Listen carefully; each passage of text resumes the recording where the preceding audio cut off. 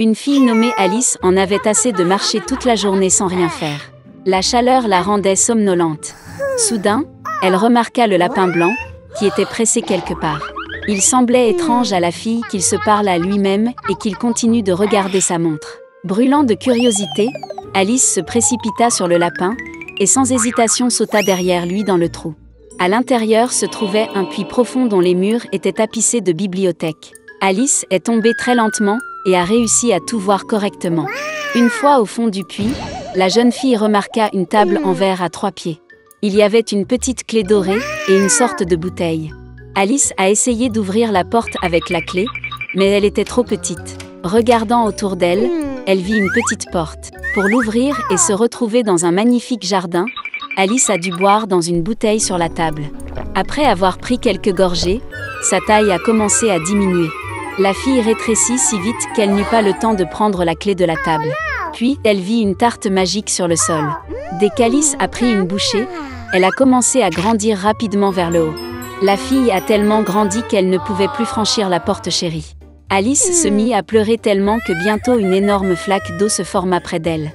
À ce moment-là, elle remarqua le lapin blanc. La fille l'a appelé, mais il était pressé et, effrayé, a laissé tomber ses gants et son éventail. Alice les ramassa et vit comment elle commençait à rétrécir. La raison était un fan magique. Alice est tombée dans une mare de ses propres larmes. Lorsqu'elle a été jetée à terre, la fille a de nouveau remarqué le lapin. Il a confondu Alice avec sa femme de chambre et a ordonné de rentrer immédiatement à la maison pour de nouveaux gants et un ventilateur. La fille a couru pour exécuter l'ordre. Chez le lapin, elle n'a pas pu résister à la curiosité et a bu du liquide dans une bouteille. Cela a conduit au fait qu'Alice a pris des proportions gigantesques et a rapidement rempli toute la maison. Elle n'a pu rétrécir que grâce aux tartes. Ayant retrouvé ses dimensions précédentes, la fille s'est enfuie. Bientôt, elle vit un énorme champignon sur lequel était assise une grosse chenille bleue. Alice se plaignit de ces changements constants de taille. La chenille a conseillé à la fille de manger un morceau de champignon. Alice a mangé une petite bouchée et est finalement revenue à sa taille normale. Et elle a continué. Soudain, Alice a vu une maison. En rentrant, la jeune fille se retrouva dans la cuisine, dans laquelle elle vit la duchesse avec un bébé qui pleurait dans ses bras. Un énorme chat était assis sur le sol, souriant d'une oreille à l'autre. La duchesse a expliqué à Alice qu'il souriait parce que c'était un chat duchessire. Soudain, le chat a disparu et le bébé a éclaté en sanglots. La duchesse a donné l'enfant à Alice et elle-même est allée chez la reine. La fille a été surprise de constater qu'elle ne tenait pas un enfant, mais un vrai petit cochon. Lorsque le chat est réapparu, il a conseillé à Alice de trouver le lièvre de Mars. Et puis il a disparu, et seul son sourire est resté dans l'air. La fille a pris la route. Bientôt, elle vit la maison du lièvre de Mars. Alice est arrivée juste à temps pour le début du goûter. La table était immense, mais seul le lièvre de Mars, le chapelier fou et la souris Sonia y étaient assis. Ils n'ont laissé personne s'asseoir à table et ont dit qu'il n'y avait pas de place. Alice a appris qu'il était forcé de boire du thé continuellement comme punition pour avoir tué Time. Le lièvre et le chapelier se moquaient de la fille de toutes les manières possibles et se moquaient d'elle. Incapable de tolérer une telle impolitesse, elle se leva silencieusement et partit. Bientôt, Alice se retrouva dans un magnifique jardin. Elle remarqua des jardiniers qui ressemblaient à des cartes à jouer. Ils ont teint les roses blanches en rouge. La fille en a été très surprise. Elle a appris que leur reine aimait les roses rouges et que seules les blanches poussaient. La reine exécuta ses serviteurs pour la moindre offense.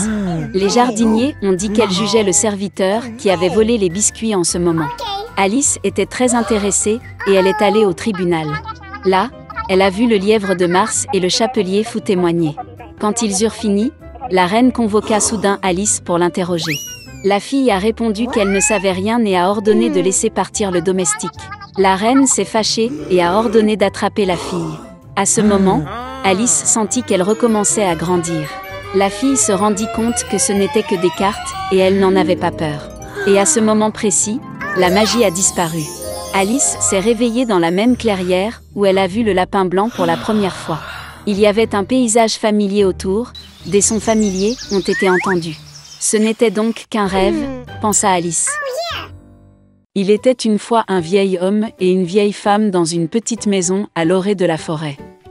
Tout dans leur vie se disputait, Une seule chose manquait, le vieil homme et la vieille femme n'avaient pas d'enfant. Une fois, le vieil homme a demandé de faire cuire un pain d'épices en forme de petit homme. La vieille femme a regardé dans la grange, et il n'y avait presque plus de farine. Elle a pris un bol, l'a frotté le long de la boîte, l'a brossé le long du fond, et une poignée de 2 poignées environ a été recueillie. La vieille femme pétrit la pâte sur de la crème sûre, et quand elle roula le pain d'épices sur la table, elle le prit et le fit en forme de petit homme, avec des bras, des jambes, avec une tête. Et mettez-le au four. Au bout d'un moment, la vieille femme vint voir si le pain d'épices était cuit, le prit et le mit sur la fenêtre pour qu'il refroidisse. L'homme en pain d'épices s'est refroidi, s'est allongé, s'est couché, mais s'est soudainement levé, et a couru aussi vite que possible hors de la maison, de la fenêtre au banc, du banc au sol, à travers le sol et aux portes, a sauté par-dessus le seuil du porche à la cour, de la cour à la porte, de plus en plus loin. La vieille femme appela son mari, et ils se précipitèrent tous les deux après lui. Mais ce n'est pas si facile d'attraper le bonhomme en pain d'épices. Maintenant, il a déjà atteint le champ où les paysans battaient leur récolte. Passant en courant, le bonhomme en pain d'épices leur a crié qu'il avait déjà fui la vieille et le vieil homme, et qu'il les fuirait facilement aussi. Les paysans l'ont entendu et ont couru après lui. Mais, peu importe la vitesse à laquelle il courait, ils ne pouvaient pas le rattraper. Un bonhomme en pain d'épices a couru jusqu'au champ où les tondeuses tondaient l'herbe. Passant en courant, il leur a crié qu'il s'était déjà enfui de la vieille femme, du vieillard et des paysans, et il les fuirait facilement aussi. Les tondeuses ne pouvaient pas supporter un tel ridicule, tout le monde se précipita après le bonhomme en pain d'épices. Ils courent aussi vite qu'ils le peuvent, mais ils ne peuvent pas rattraper. Et vers le petit homme, la vache marche, il lui a crié qu'il s'était déjà enfui de la vieille femme, du vieil homme, des paysans et des faucheuses, et qu'il la fuirait facilement aussi. La vache s'est fâchée et s'est aussi précipitée après le bonhomme en pain d'épices. Seulement, il ne peut pas rattraper. Et un cochon le rencontrait. Le petit homme a crié qu'il avait déjà fui la vieille femme, et le vieillard, et les paysans, et les faucheuses, et la vache, et il la fuirait facilement aussi. Un cochon hurla et courut après. Seulement, elle ne put rattraper son retard, elle était trop grosse. Un bonhomme en pain d'épices court le long de la route et un lièvre le rencontre. Le petit homme a dit qu'il s'était déjà enfui de la vieille femme, du vieillard, des paysans, des tondeuses, de la vache et du cochon, et il le fuirait facilement aussi. Le lièvre entendit cela et courut après lui. Il ne peut pas non plus rattraper le petit homme, seul le lièvre l'a vu. Un bonhomme en pain d'épices court et un loup le rencontre. « Je vais vous manger », dit. Et le petit homme lui répondit qu'il avait déjà fui la vieille femme, et le vieillard, et les paysans, et les faucheuses, et de la vache, et du cochon, et du lièvre, et il le fuirait facilement aussi. Le loup grogna et se précipita sur l'homme en pain d'épices, et il esquiva et courut aussi vite qu'il le put. Seul le loup l'a vu.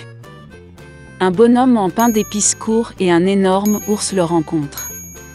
Son petit homme n'avait pas peur, mais criait qu'il avait déjà fui la vieille femme, et le vieil homme, et les paysans, et les tondeuses, et de la vache, et du cochon, et du lièvre, et du loup, et il s'enfuirait facilement de lui aussi.